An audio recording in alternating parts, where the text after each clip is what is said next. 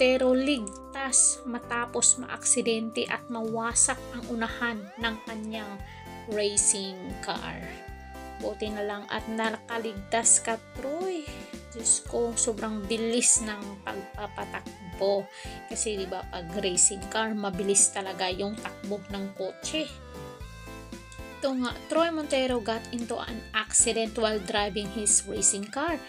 Thankfully, he was not badly hurt, but the front part of his car sustained extreme damage.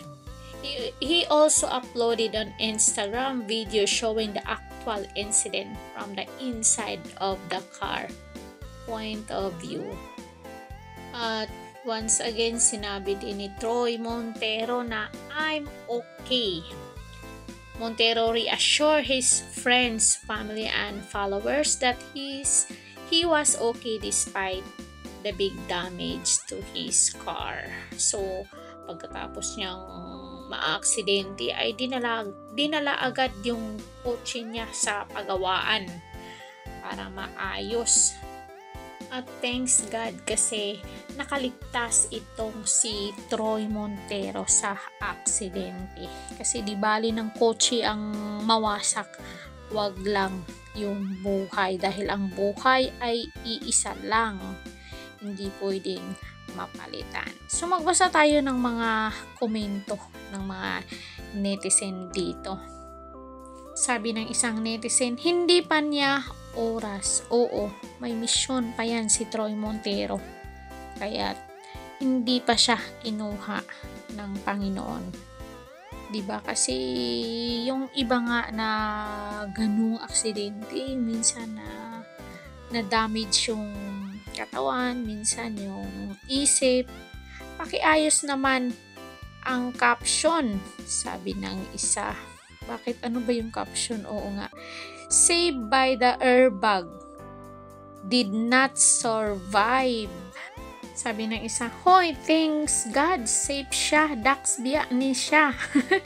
Naalala pa niya yung nung nakaraang buwan ay nag-viral kasi to si Troy Montero dahil sa mga lumalabas na video na hindi kaaya-aya.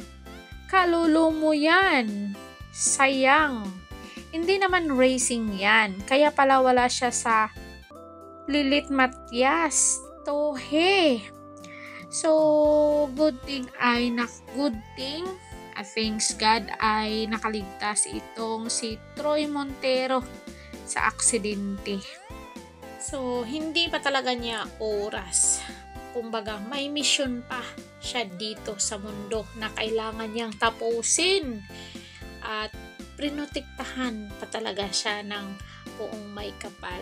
Hindi talaga siya pinabayaan. Mabait na tao siguro itong si Troy Montero. So anong sa inyo dito mga marites? Kung bago pa lang kayo dito sa ating channel, please hit the notification bell para updated kayo sa aking mga latest chika sa inyo at mga trending na pangyayari dito sa like, share, at comment down kayo dyan mga marites kung ano ang inyong naging pahayag dito at subscribe Caridad Official TV para updated kayo lagi. Thank you so much and God bless us all.